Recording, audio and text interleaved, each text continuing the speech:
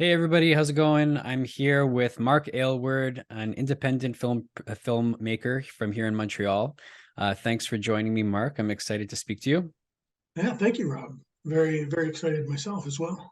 Great. So, you and I connected on the set of your feature film Sporre, where I was fortunate enough to have an opportunity for a small cameo along with my band in the movie. It was very exciting. So why don't you get started by just letting us know how you got into filmmaking in the first place. It's something I'm personally curious about. How does one begin to become a filmmaker? Yeah. I mean, ultimately for me, the first step was volunteering. I wanted to get involved in making movies or writing them. I didn't know really what, but I had this sort of feeling that I just had to. Anyway, I opened up some want ads and I found somebody in Montreal that was looking for volunteers that would help with acting or with the camera or whatever. And he was running a little 8 millimeter projector film, real film stuff, doing the black and white. And his name's Dizzy Daniels. He's here in Montreal, and yeah, I helped him make movies. And then I was while I was helping him, I was learning how he was doing it and preparing myself to understand what it is I would be doing. And I ultimately knew that I had to start writing, so that was the next step. I had to start writing, but for the life of me, it was like I knew that I had to write something, but I didn't know really what and how I was going to write it. I mean, there's all these screenwriting people. They're all about formats and storytelling, and I Mhm. didn't have any of that. So I just had this feeling that I wanted to be a filmmaker of some sort. Um, and it just happened to, while I was driving on the way to set to see Dizzy, just a story that kind of like hit what I wanted to do for my first short film. So yeah, by the time I got home, I wrote it down. It was like within a day or two, I had the whole thing written. So then so that got flowing, and then I started writing other stuff. Um, but I met people along the way. I think ultimately the biggest thing for me to get really started was meeting other people, getting out there, volunteering, meeting other people, because the people I ended up meeting that were helping Dizzy, they're longtime filmmaker friends with mine as well as Dizzy, and yeah, they had written stuff and they wanted to make short films. So we ended up making, I ended up making 3 short films. They were all the first one was written by me, but I didn't direct it. I didn't get involved very much. I was just the producer and sort of standing over everybody's shoulder and making sure everything got done that needed to get done, and give it to the director. And yeah, so 3 short stories later, I'm into my fourth. I'm gonna try comedy, um, and because there's no real market, there's no money to be made by making short films. You're really just learning on your own, and so there wasn't much going on from that point of view.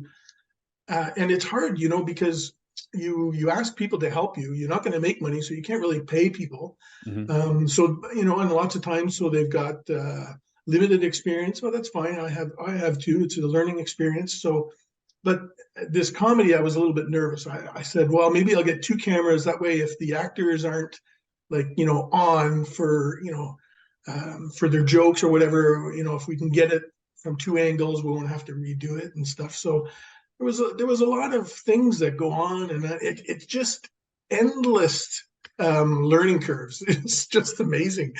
And then after writing, then you really got to figure out, okay, so well, I've got something written, I want to make it. Then, well, I've got to get it made. So how do you do that? You got to come up with a budget. So how much is it going to cost to rent a location, or if you can get free locations, do you need wardrobe? Do you have to pay somebody for music? I mean, it just goes on and on. Maybe you don't have all the equipment. You got to rent lights. It just, yeah. So I got through this sort of, the self-taught thing where you're going to limit the number of budgets or the number of actors, limit the locations, try and write something, that's low budget. Mhm. So really, you're getting your mind into the idea that you don't have a lot of money. You're just going to make a film. Hopefully, the story's good, So then I had to bite the bullet. I bought some camera and equipment, nothing spectacular, nothing industry level. This is all like prosumer level cameras and equipment. And post-production, it was, again, more learning curves, sound, edit, color. I mean, it just goes on and on. So that's how I got started. I just made myself available to others and volunteered wherever I could and just learned everything I could off of the internet and through meeting people. So 3 short films, and then you embarked on this journey to make Sporre, which is a full length. Yeah. What inspired you to do that, and what made you feel that you were ready to take that next step? Well, that's it. I mean, when I was in the middle of this trying to get this comedy done, the people that were going to help with the camera work backed out at the last minute for a paying gig, and I had already reserved that we were going to use a studio and we had to pay for that and so on. So I had already rented everything. It was like 4 days before the shoot, and the people backed out. So I thankfully I got my deposit back, and then after that I said, you know what, that's it. I'm not going to do any more short films because it tries everybody's patience. People aren't 100% committed to somebody else's short film once again. So I said, well, I'm going to write a feature length film. I'm going to try and create something greater than the sum of its parts, is the old saying. Mhm. That if we all contribute our time, effort, and talents, that we can create, a really great film.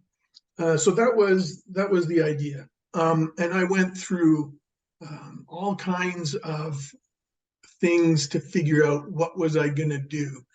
Um, there was this sort of calculated creation had to happen first.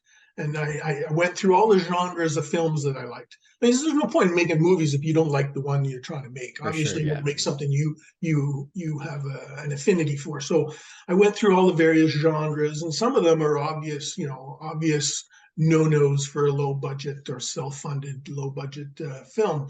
So I narrowed it down to sci-fi, which in I mean, it's a balancing point, right? There's a lot of green screen, special effects, but because I had lots of time and not a lot of money, it seemed like it was the best thing. It was the right kind of film for me. It had just the right amount of challenge, but not insurmountable. And of course, after so you got through the genre, we figured out, okay, what VFX can we manage, what can't we manage, where are we going to get the music, and then also I relied very heavily on public domain, Mhm. because once I got into the idea that it's going to be sci-fi, it's going to be something about space, the light came on. I said, NASA, everything at NASA is public domain, so I'm going to have all kinds of footage. And now, mind you, this was what, 5.5 years ago, 6 years ago, almost now. I mean, they were coming out with 4K at the time, Mhm. in outer space, which was amazing, you know. I mean, and I compare some of the early influences for me. One was like Kubrick with Space Odyssey. I mean, Yeah. of course, there's always the controversy about whether they actually, whether Americans went to space or just paid Kubrick to do it. Right. Yeah, Um, I've heard that one. The moon landing stuff and all that, right? Sure, but I mean, I could see the amount of money he would have had to spend, regardless. Mhm. As a filmmaker, the amount of money he would have had to spend, and all of that was just handed to me on a public domain plate. So, it was a great starting point. Those were all the sort of the big things. As I thought, it's a genre I can really get into. The VFX, yes, they can get out of hand, but we can keep them under control if we plan for them and study for them. And the music was the other thing, and of course, your band, Chair Warriors, was the very first band I contacted in Montreal. Oh, that's very Um, cool. And thank you for yeah, doing back that. back when I was writing it, I contacted you guys by email, and you guys were all keen for it. And yet, it was like 3 or 4 years later that I got back to you finally and said, "Okay, what's all your music?" Because I got to go through and select stuff. So, Right. yeah. Yeah, it was very exciting for us. And it was a thrill to be on set and to do something like that. And then to see it on screen at the end. It was super, super awesome. So thank you for the invite. That was great. uh, it's a mutual, I think, thrill for everybody involved. I'm seriously hoping. I haven't had anybody come back to me saying, Mark, I can't stand working with you on this film. But mind you, it's very strange. I mean, I literally, and this is not a joke, okay, I literally woke up every day thinking, what the hell have I got myself into? Where, this is crazy. What have I started? I'm never going to get out of this. And then the next day I wake up saying, damn, I got to make this movie. This is awesome. I mean, it's like, manic depressive. Every day was like, I couldn't figure it out. I Peaks would and go to valleys. sleep thinking about the film. I would dream thinking about the film. I would wake up thinking about the film, and then I would have to decide if I was happy or depressed about it. So truly a passion project, Yeah. right? That's awesome. What was your biggest inspiration in making it? Maybe like stylistically, or other filmmakers or movies that you drew inspiration from? Yeah, I think like of course, I remember when I was about 8 or 9, my mother brought me to a film. It was actually two films. It was Solaris and Space Odyssey playing at the same time. I don't remember which one played first, but I remember sitting in Solaris in the film, and there's one point where they're in the car and they're driving through this sort of freeway. This is kind of like what we do here in Montreal, all kinds of underpasses and overpasses Hmm. and whatever. And the scene was extremely long and there was no dialogue. It was just the car driving. And I remember thinking to myself, this is odd, but there was a lot more odd to that film, Solaris, than just that scene. But I think Andrei Tarkovsky has, I think, an indisputable poet of film. And I mean, when I watch his films, I mean, we move from scene to scene so fluidly, and then you wonder, wait a minute, how did I get here? And it's kind of like that with this. All of a sudden, you realize you're watching the highway. What's going on? I'm looking out the front of this highway for the last. I don't know how long that scene is. It must be at least 2 minutes, maybe more. So Tarkovsky was one because he just has this ability to just take you away from everything, and you can't help but get involved and just absorbed by everything that's seen. And then of course Kubrick, he's a little bit more literal but also very sort of fantastical in his Space Odyssey. And it wasn't until many years later that the light came on. Oh, the thing at the beginning of Kubrick, 2000, with the monkeys, and the thing at the end. It wasn't until several years later I was old enough to go, oh yeah, that's what that's about. So a lot of messages and hidden meanings and things like that. I mean, Tarkovsky would never admit to it. He didn't believe in icons. He didn't believe in symbology. But some people, I mean, we just can't ignore the fact that there's so much going on in his films that it can't just be for no reason, you know? So in Sporre, I've placed a lot of innuendo and sort of second meanings and twists that for the average person probably would never find it. But if somebody started to, at just about any given scene, if somebody really started thinking about what was going on and some of the things that they do see, there's hidden meanings as to why they're there. And I don't know if I'm going to really, tell anybody why, but Or just let the internet figure it out on their own? yeah, I'm hoping there'll be enough interest once it gets onto the platforms and streaming that people will scratch and think, why did So yeah, it's fun.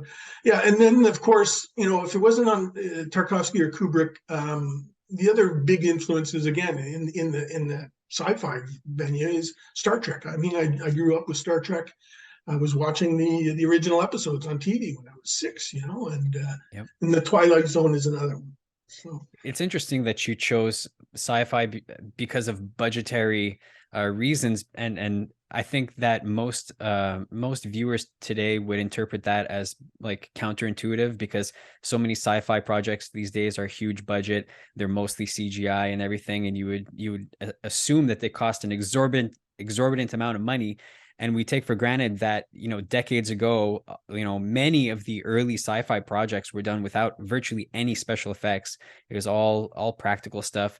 Star Trek, as you mentioned, like there was no special effects, very little in the early days. So it kind of does make sense the more that you think about it, going with the sci-fi film on a shoestring budget. Well, I think the key to this is that when you're self-funded and you don't have a budget that somebody hands to you, and even if you did have a budget somebody hands to you, it is a budget, meaning you can only do this, right? Right. And when you want to be outside that box, that's where the limit actually, for me, inspires and demands the creation and sort of imagination and creativity. These limits for me, they cause them to well up. If I have a problem and the problem is I don't have enough money, I'll figure out a way to do it without the money. So in the sort of the producer level or the project manager level of things that have to get done, you have basically the amount of time, the amount of money, and the resources, or actually your quality that you want at the end. So for me, obviously, I wanted to hit a certain quality. I only had so much money, but I had lots of time. So that was sort of my drawback. If I couldn't figure out something, or if something wasn't working, I'd just put it aside and wait for an opportunity first. Oh, I've figured it out. I've come up with an idea. So yeah, the limits actually are great. I think if anybody's going to be making films, it's a good idea to make films with as little money as possible. I think that goes also for all mediums of art, really. And I relate everything back to music. That's my tendency. Sure. Yeah. I remember watching this documentary about, well, Jack White was in it, the guitarist from the White Stripes, and he was saying how for one of his albums, he bought like the cheapest, crappiest guitar from a pawn shop that he could find and a cheap amp, and he put himself in the studio and he tried to use those to make it sound as good as possible. And that limitation kind of breeds creativity for him. I'm sure that's the same for you and for many other artists out there. Yeah, I absolutely think so, for sure. Yeah. Um, Ultimately, I think as artists, we have this need inside of us, and it's not for the lack of money that we can't express ourselves. So we'll figure out a way. Yeah. Yeah, especially with the benefit of having so much technology at our fingertips these days. Like how much did the computer programs and all of the tech side of things and the internet help you out in ways that wouldn't have been possible 10, 20 years ago?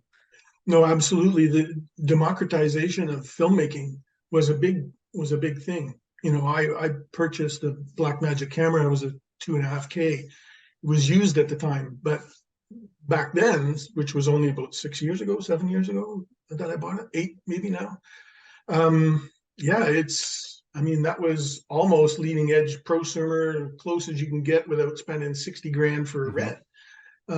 So yeah, it's amazing that all of a sudden anybody can just pick up a camera and start making stuff. Well, of course, we're flooded with TikToks and all kinds of stuff now that just weren't there. But yeah, creativity comes from strangest places. But as artists, we just keep going. Were there any other big challenges that you encountered? Self-producing, self-funding, self-doing everything, wearing all the hats in your production? Yeah, that was a big one. Of course, we'd come up against problems and I might have to rewrite a scene. So for example, there was one scene in the film where one of the actors, which was my son, he couldn't make that day and show up on set. So I had to rewrite the scene where he wasn't in it. So it was literally the week before and sent it out to the actors. But again, I think if because I wrote the film myself, every scene has its purpose, and obviously I can identify with each of those purposes. So if something comes up, I can figure out right away if it's a go or no go. You can't do the scene with this missing. But with, you know, with the supporting actor missing, yeah, we can massage some dialogue. So there was that, change up of locations at the last minute.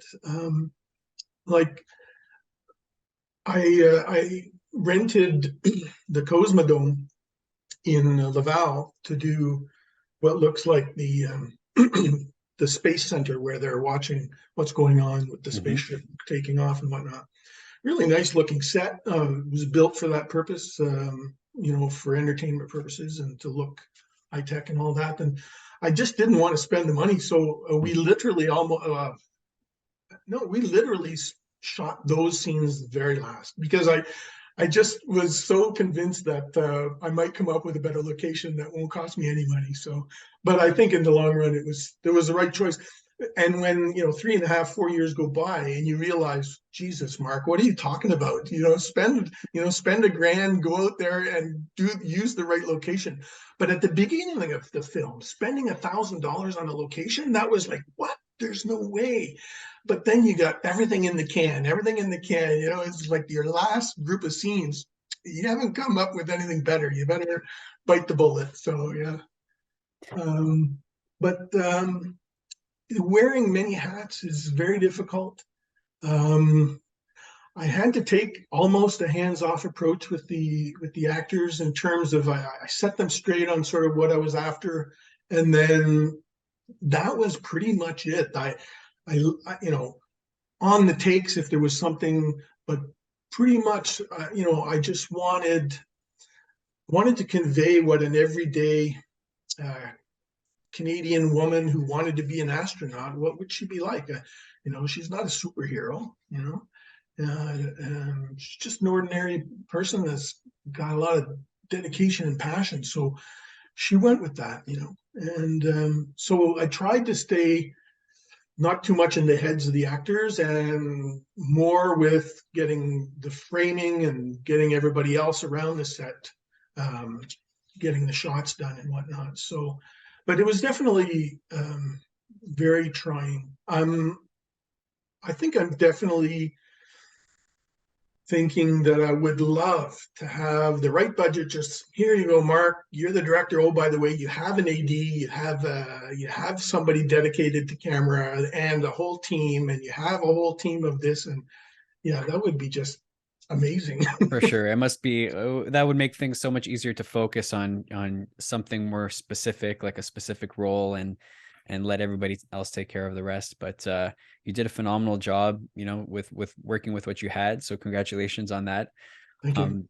So one of the things that I'm really focused on with this podcast is the topic of mindset and the mindset behind some of the people that I interview and how they went about accomplishing their things and what mindset is necessary in order for them to do that. And I think what you've accomplished is pretty remarkable and unique, not something that I've encountered before with anybody that I know. What do you think is the key to, like, what got you through all the challenges? What was your mindset like as you were battling day in, day out, as you mentioned, going through these peaks and valleys emotionally, thinking, what have I gotten myself into? And then the next day, this is the greatest thing ever. How did you navigate all of that? Well, you know, the biggest thank you has to go to my family. You know, it took us 4.5 years to shoot that film. Weekends and evenings, winter, summer, spring, fall, and you know their ability to say, yeah, go ahead, off you go and go make your movie. That was huge. Obviously, you know, if you have competing interests that are trying to tie you down to something, that's not going to work. But I think all in all, you know, the number one thing that I even at this point, and probably even more so, especially now that I'm in post and I'm trying to get it out to this distribution platform, having a fully functional producer as a mentor is something that I would highly recommend you do. If you plan on being your own producer, find somebody who's done that as well. I haven't been able to find anybody myself. And it's been tough because, like, there's a lot of legal things that you have to keep in check to make your film commercially viable. Hmm. Doesn't mean it's going to be a success, but just to put it out there, you need a lot of legal checks and balances, so that the intellectual property is proven that it's yours, and so on and so forth. I mean, I'm not going to lie. In the last year, I've just been beating myself up almost to the point of being sick. Sick to my stomach, thinking, it's not over yet. It's not out there yet. I mean, we've all seen it, the people that are in the group, and I've solicited some feedback from some VIPs, people that are Hmm. in the industry and so on. But it's very, very difficult to, so for me anyway. I think maybe I'm just, and with my age, I'm getting more and more risk averse, but yeah, finding a producer as a mentor is a huge thing. If anybody wants to become their own film producer, go out and find somebody who's followed that path, and stick close to them, because it's so much easier picking up the phone saying, hey, I was thinking about this the other night, and having them say, Mark, what are you, an idiot? Don't worry about that. That's nothing. But if there's nobody there to tell you that, you've got this stuff rolling around going, oh my God, this is making a mountain out of a molehill sort of Right. thing, constantly for yourself. You don't know if you know you're on par or not. So it's tough. But I think that was the biggest thing that I could have done for myself, is work harder to find somebody else at the producer level that's got the experience. That's great advice. And it's very interesting. Like we mentioned just before we started rolling with the interview, that the process is far from over. I mean, we saw the movie on the big screen, what, a year and a half ago. It Yeah. was in Yeah. summer of 2021, I believe. Is Yeah. that correct? Yeah. And since then, like, walk us through what you've been going through since the time that we got to see the final product up on the big screen. Yeah, sure. So the group, the collective of people that helped me make this film, um, there was many of them that would have that wanted to see the film go to festivals. Festival is an interesting thing. I don't know if you could ever come up with a filmmaker conversation and not mention festivals. Right. I absolutely deplore them. I don't feel they do us any good. Um, for the ones that make it, yeah, okay, fine, probably help them a lot. Hmm. For 99.9% of everybody else, doesn't help you at all. And so I'm really wondering why even bother. And that was my point of view. And but there was a number of people, and I respect their contribution, and that their efforts, and they want to continue in a career, and would like to see the film get notoriety, recognition, and we were hoping perhaps to get that from some festivals. We did manage to get some honorable mentions, but we were never selected, um, and that's okay. I know that my film is not the sort of film that everybody's going to start to think, oh yeah, let's go watch a movie like this, because it's really not like that. It's a story that just sort of unfolds, and we move with her, in her real life, but realistic life, I think, and maybe too much so. Um, I think as well, I had to really get some space. So we put it out there to the festivals, and I tried as hard as I could not to look at the film or watch the film or have anything to do with the film. And it was almost 9 months before I had looked at it again. And you could see all the things that I didn't see before, which, giving yourself some distance. And it comes down to that separation of duties as well. If you can focus on something, um, you know, you're going to get something done. But when you're trying to get everything done, you don't have a chance to really sit back Right. and really see it the way it is. So it took me many, many, many months just to do that. I got the closed captioning done. I've got the translation. I'm going to put some French subtitles out as well. So this had taken some time, and that's been worked out. So now it's down to the final technicals to get it up on the platform. So within the next several weeks, I'll be doing that. Um, So yeah, that was the year and a half. I was trying to get some distance. I've pretty much decided that there's going to be some slight editing changes from what we saw on the screen Hmm. to what we put out in the platform.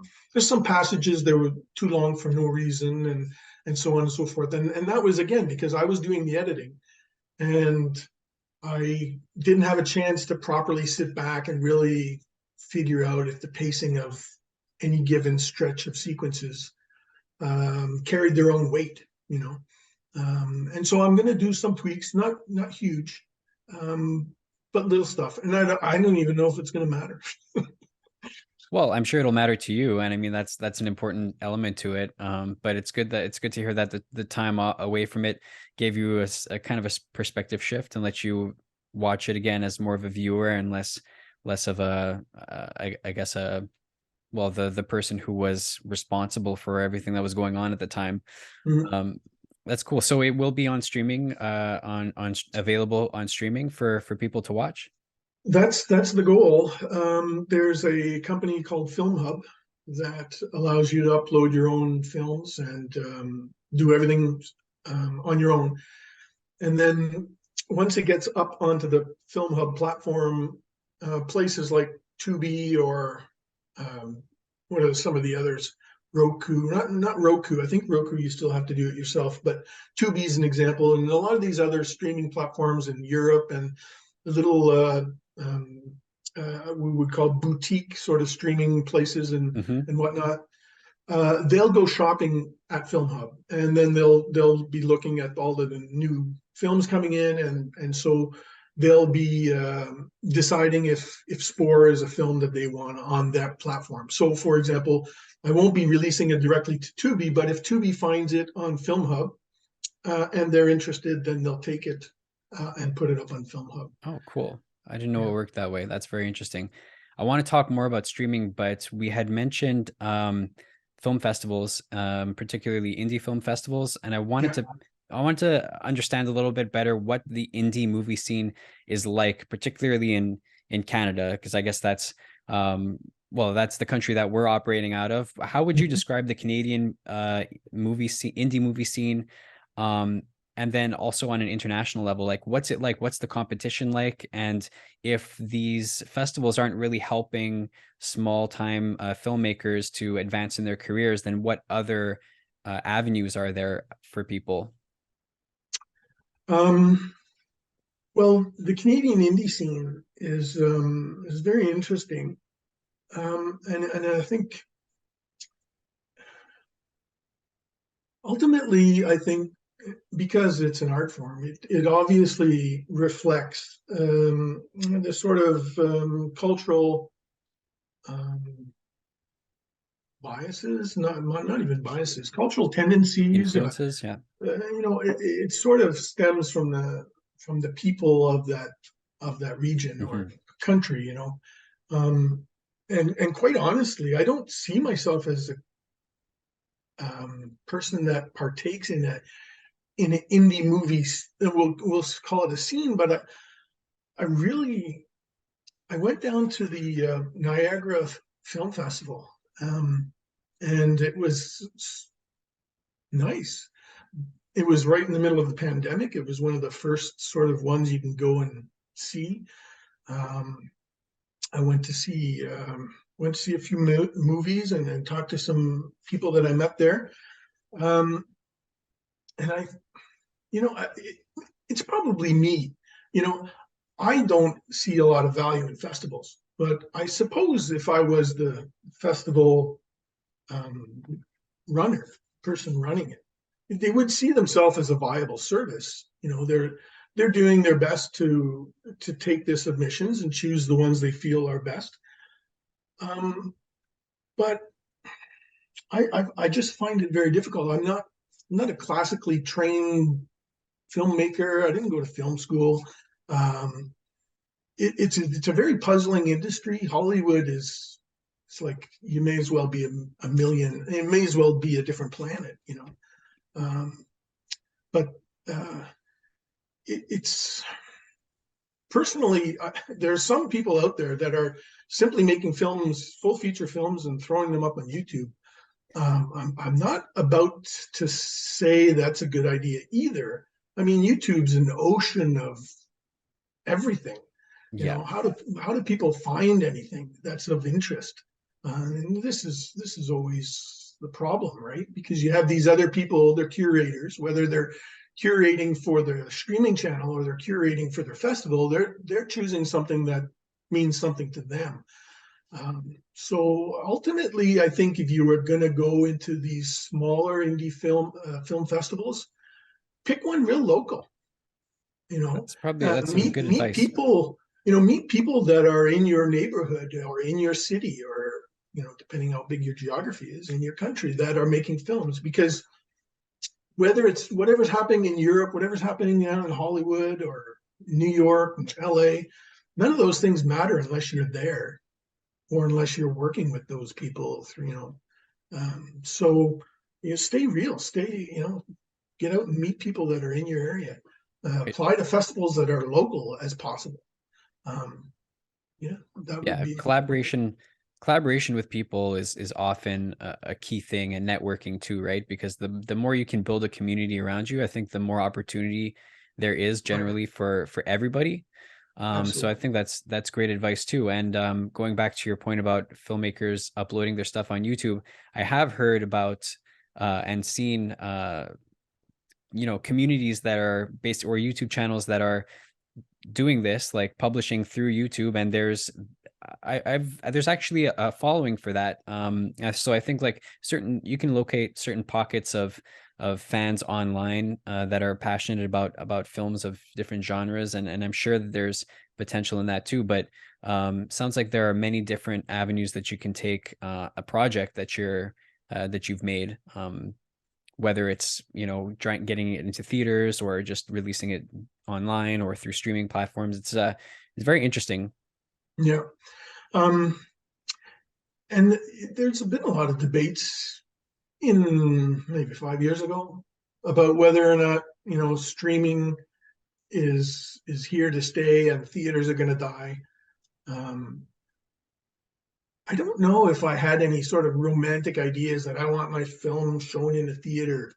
Never really impressed upon me to be a big difference. Um, of course, there are obvious differences for where you happen to be when you watch a movie. It's you're riding the bus on the way home, looking on your phone. Right. So yeah, I don't know. It's changed a lot, hasn't it? I mean, going to the movies used to be a really big deal, wasn't it? Like, don't you find Oh yeah, several years ago when I think the most excitement that and this isn't even that long ago, but the most excitement that I ever had going to watch a movie was to see Avengers, Infinity War, and Endgame. The most huge budget movies that I'd ever seen in my life. Culmination of like dozens of movies that came before them, all leading up to this moment. I thought that was one of the greatest things ever. And I went with a bunch of people. We were all super excited. And that in itself was a new phenomenon because we hadn't had a cinematic universe built up like this over time before.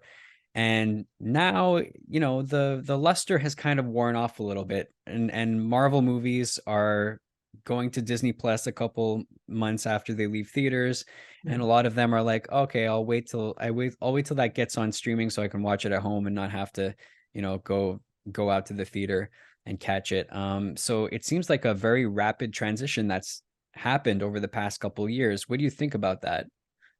Oh, I don't know. It's bizarre. Yeah, I heard there was people going to the what was it the Incredibles 2 or the third one now, and all the young kids are wearing suits and ties. I mean, I don't know what that's about. They're all getting dressed up in suits and ties to go and watch a movie. So yeah, I mean, it's fun if you can go out and see the kind of film that gets a group of people together and are all cheering for something or other. That was never really my experience. I was, obviously more cerebral, looking at things like Twilight Zone and you know Hmm. Kubrick's 2001. Those mysteries and sort of something that was very thought provoking has always been sort of where I go for my go to for a film. but filmmaking is gives you the opportunity to make any kind of film. You really don't know where you're going to get your audience from, unless it's big budget. I mean, there's these people that are spending 200 million on a film. They spend 200 million after they spent that. They spend another 200 million just for advertisement. Yes. So, you got to take this with a grain of salt. It's like you're not going to compete. The only way you can compete is to come up with something where eventually, hopefully, somebody will look at that film and go, how much did they have for a budget? And they did that? I want to talk to this guy, or I want Right. to talk to that girl. That's what I was hoping Sporre would be for me, a sort of calling card that said, how the hell did this guy make this movie with that much money? Hmm. you know, to me, that's great. But yeah, the experience itself is, it's always very exciting to go out and see a new movie. Um, you just, I guess for me, I'm experiencing, if it's the right atmosphere and the whole thing happens well, it's like you're no longer in the theater, right? You're in the movie. You Yeah. know, you're in the minds of the people that are in the film, and so on and so forth. So it's very powerful.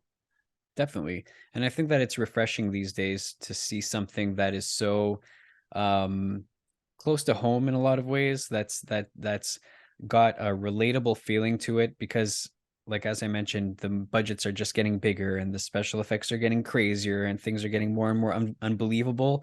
And there's kind of a numbing effect to that in a certain way. It's harder and harder to be impressed by what you see on screen visually. So at least for myself, I kind of started recently looking more for other things like the flashy superhero movies aren't quite doing it the same way they were before because they look great and there's lots of, colors and action, but the story it's like I've seen it all before. They're rehashing the same stuff. So to see a kind of like movie that was built from the ground up with a very small budget and like looks real and it's exactly what you did. It was very cool to see and refreshing in a lot of ways. Thank you. I think we were. I was wanting to talk about artificial intelligence. I think this is huge. Okay, so let's get into that. That's I had that written down in my notes here because you had posted a poem, I believe, on Facebook that was generated by AI, I presume. Yeah, it was actually a verse for a song. Okay.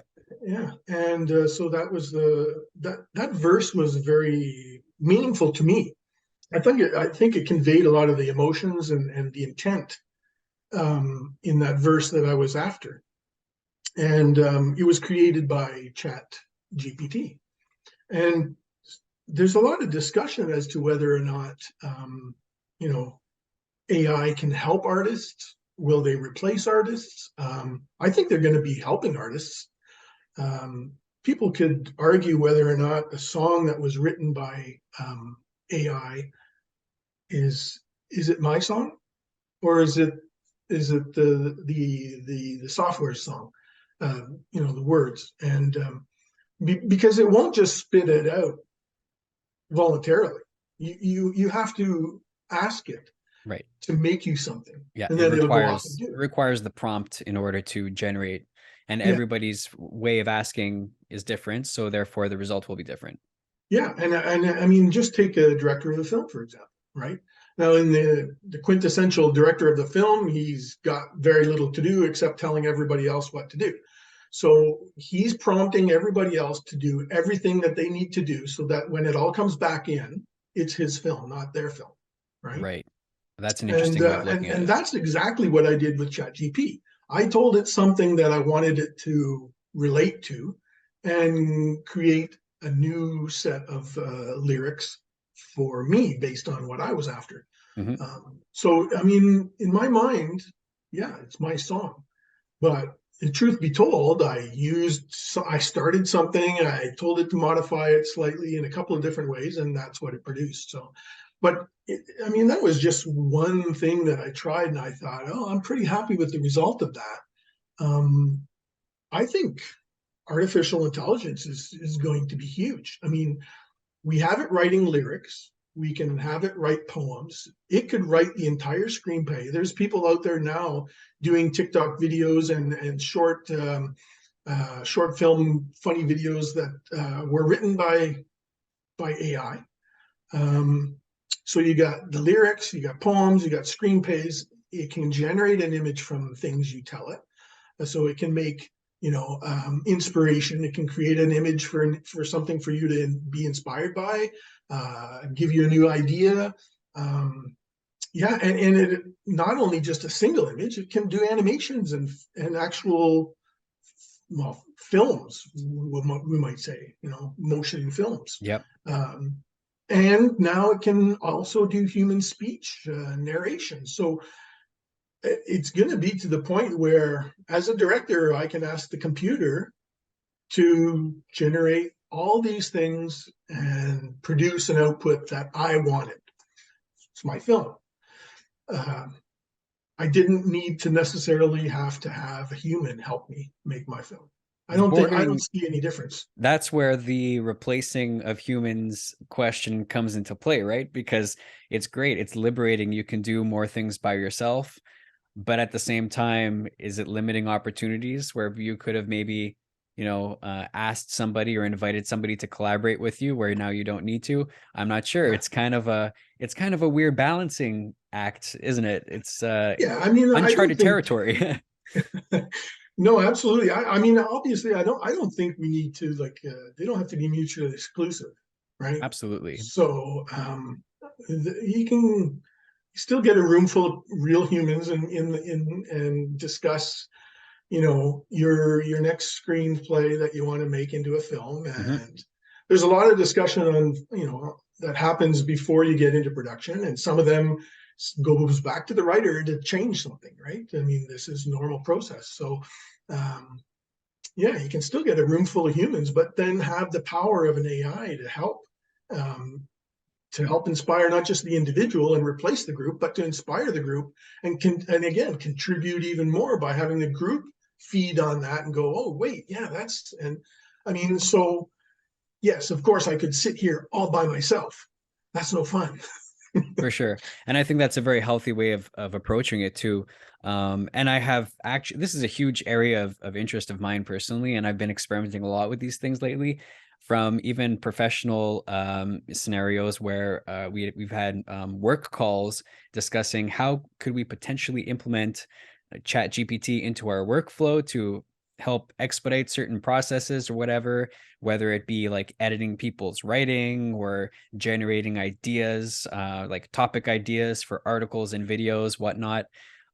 It's super interesting, all of the doors that it opens, and that's only in one aspect, because there's other, as you mentioned, AI services and products where I've run podcast audio through an AI, and it's enhanced the speech like to studio quality levels, something that was recorded on like a phone or something like a very small microphone.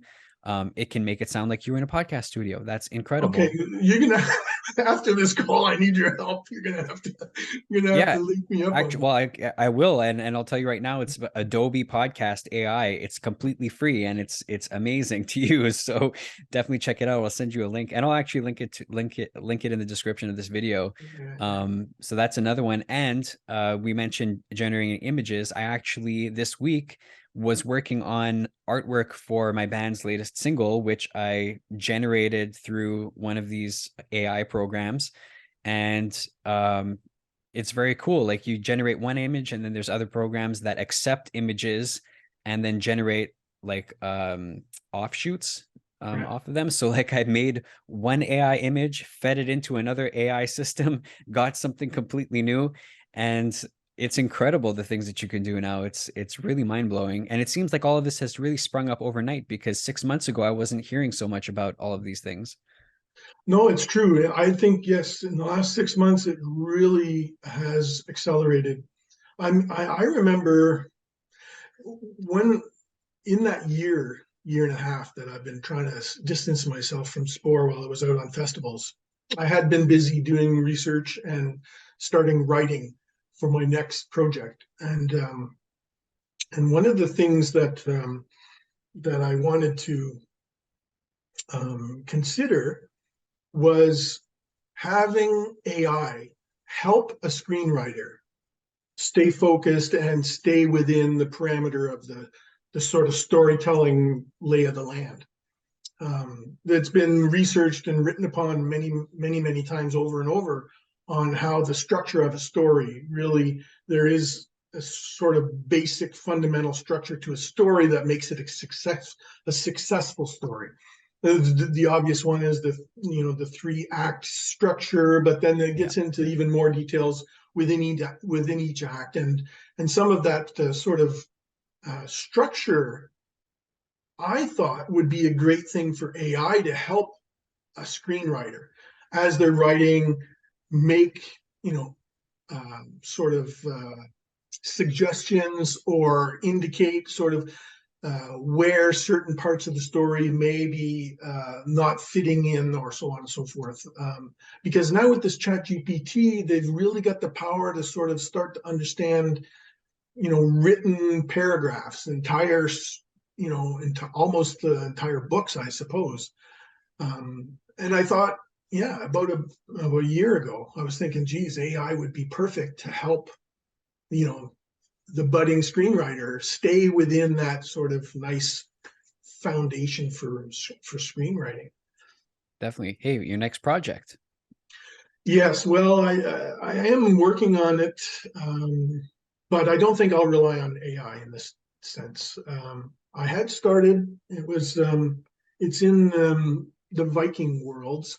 Actually, it's at the dawn of the Viking world. So the Vikings started around 800 AD, and it wasn't really until 830 AD that Vikings were out on the prowl everywhere. Hmm.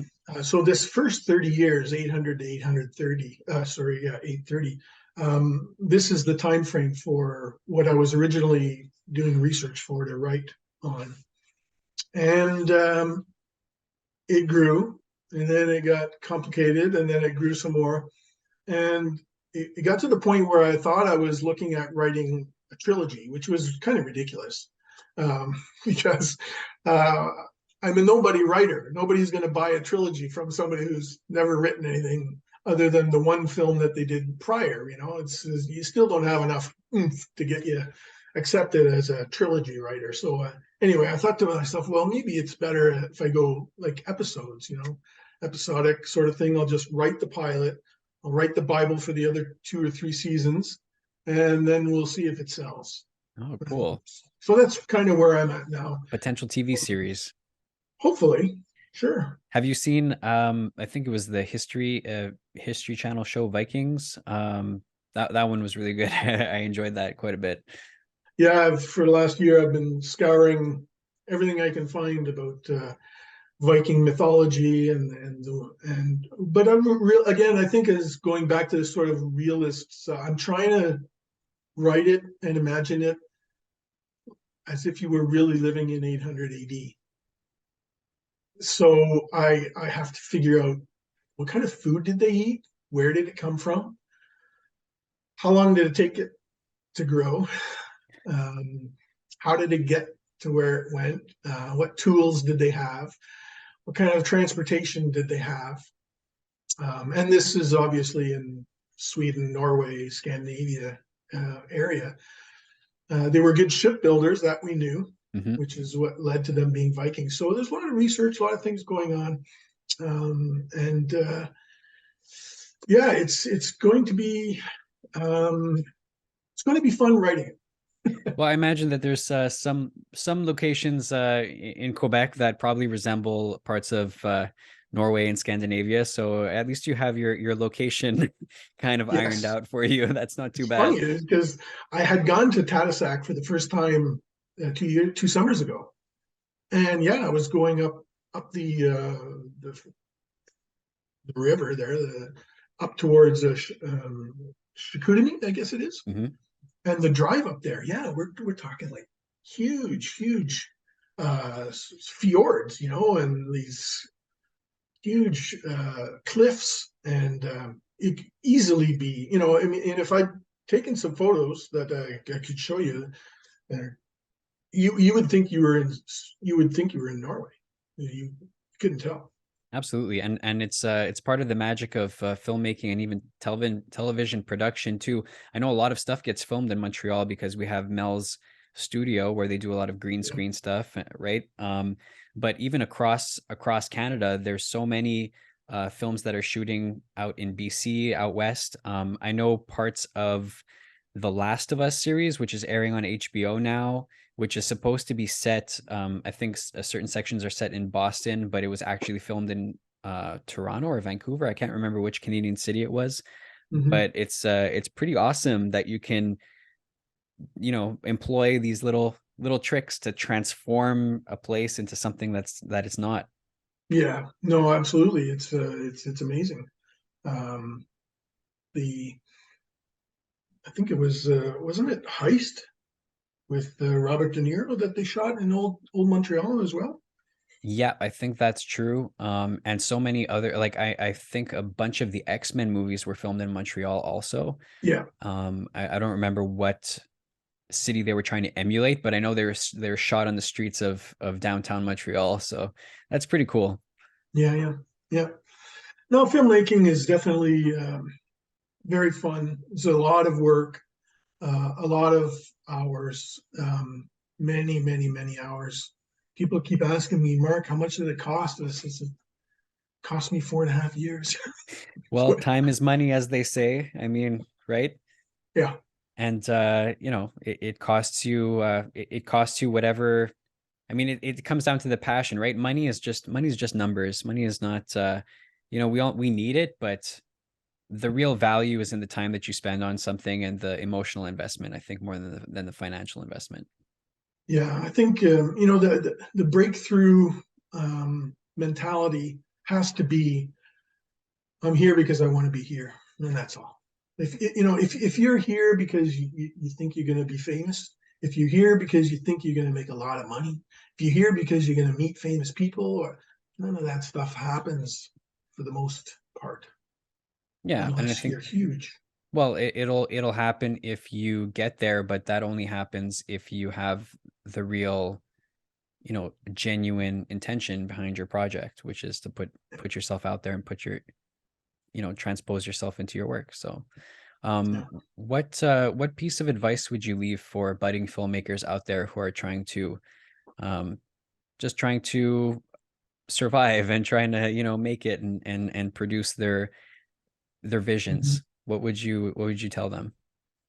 Yeah, I think the number one is that if you're already out there producing your own stuff, that's one thing. But if you haven't got your own producer or somebody to help you with that, that would be the one thing. Find somebody who's gone down that road and knows how to navigate. It's going to save you a lot of headache.